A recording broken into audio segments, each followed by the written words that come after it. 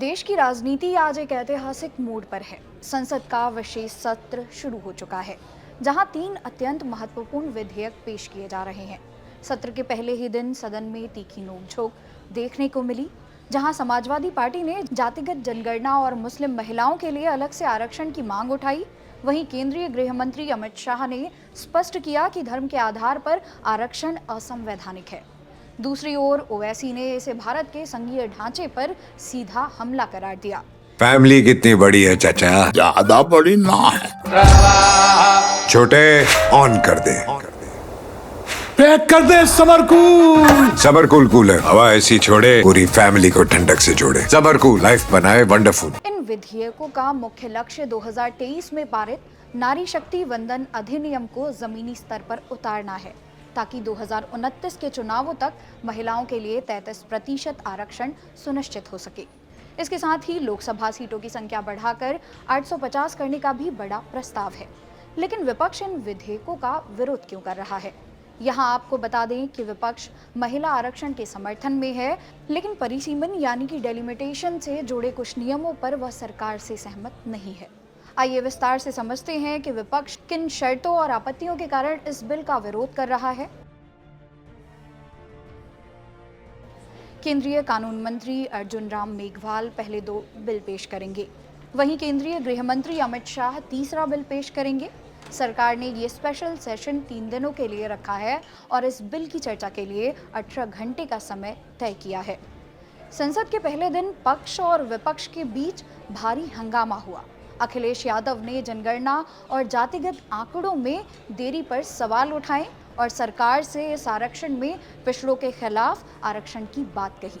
इसके साथ ही बिल में मुस्लिम महिलाओं के लिए भी आरक्षण की बात कही। इसके पलटवार में अमित शाह ने कहा कि जनगणना प्रक्रिया शुरू हो चुकी है और इसमें जातिगत डेटा शामिल होगा। धर्म के आधार पर आरक्षण असंवैधानिक है। इसी बीच ओवैसी, टीएमसी और सीपीआईएम ने भी संसद में अपना विरोध दर्ज किया।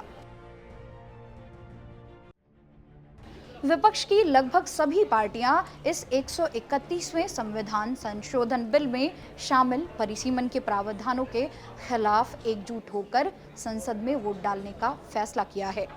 इस संविधान संशोधन विधेयक को पारित कराने के लिए बुलाए गए 3 दिन के विशेष संसद सत्र से एक दिन पहले कांग्रेस अध्यक्ष मल्लिकार्जुन खड़गे की अध्यक्षता में 21 विपक्षी पार्टियों के नेताओं की बैठक हुई और इसके बाद सभी पार्टियों ने मिलकर इस परिसीमन के विरोध का फैसला किया है।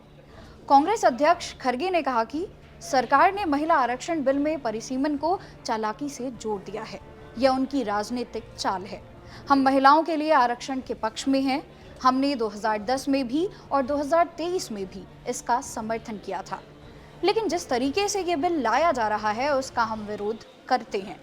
पत्रकारों से बात करते हुए उन्होंने कहा, हम सभी महिलाओं के लिए आरक्षण चाहते हैं, लेकिन परिसीमन पर हमें आपत्ति है क्योंकि यह पूरी तरह राजनीति से प्रेरित है।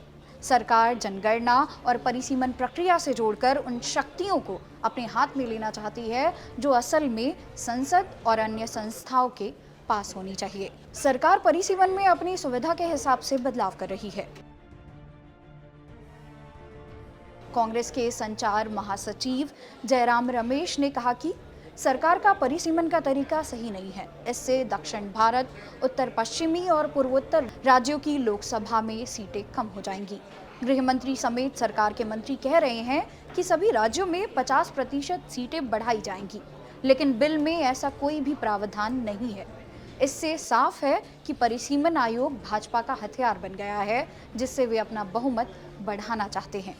वहीं पी चिदम्बरम ने कहा कि अभी दक्षिण राज्यों का लोकसभा में प्रतिनिधित्व 24.3% है।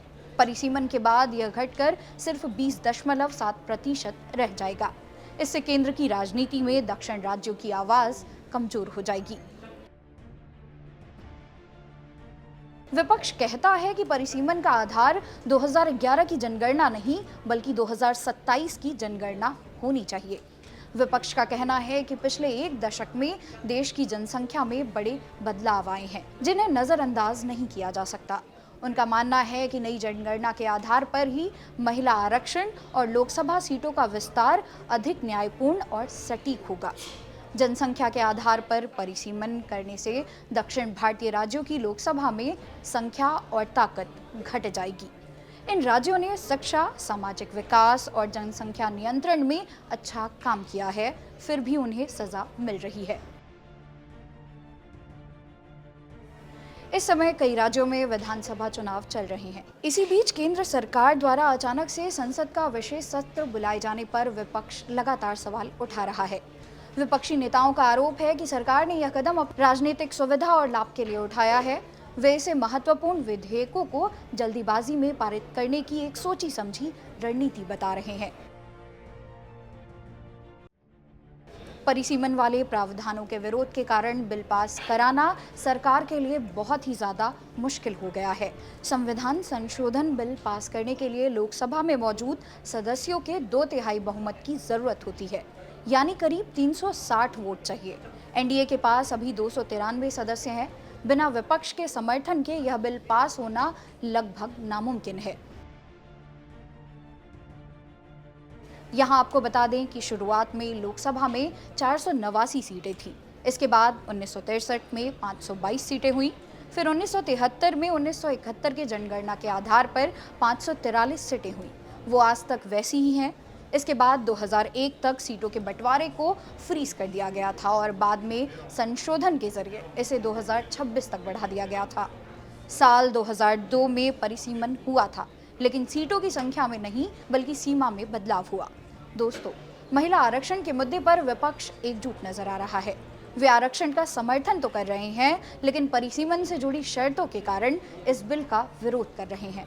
अब सबकी नजरें संसद के इस 3 दिवसीय विशेष सत्र पर टिकी हैं। सरकार के सामने चुनौती विपक्ष को मनाने की है, वरना ये बिल बीच में अटक सकता है। हालांकि भाजपा सरकार अपनी रणनीति पैतरेबाजी के लिए जानी जाती है, लेकिन इससे पहले भी कई महत्वपूर्ण बिलों को चालाकी के साथ पास करा चुकी है। ऐसे में देखना दिलचस्प होगा कि क्या विपक्ष सरकार को रोक पाएगा या भाजपा एक बार फिर बाजी मार लेगी। ये फैसला सिर्फ एक कानून का नहीं बल्कि देश की संघीय व्यवस्था और क्षेत्रीय संतुलन का भी है। आपको ये जानकारी कैसी लगी? कमेंट सेक्शन में ज़रूर अपने विचार साझा करें। अगर वीडियो पसंद आई हो तो इसे लाइक और शेयर करें। इसी तरह से जुड़ी और जानकारियों के लिए सब्सक्राइब करें दैनिक जागरण।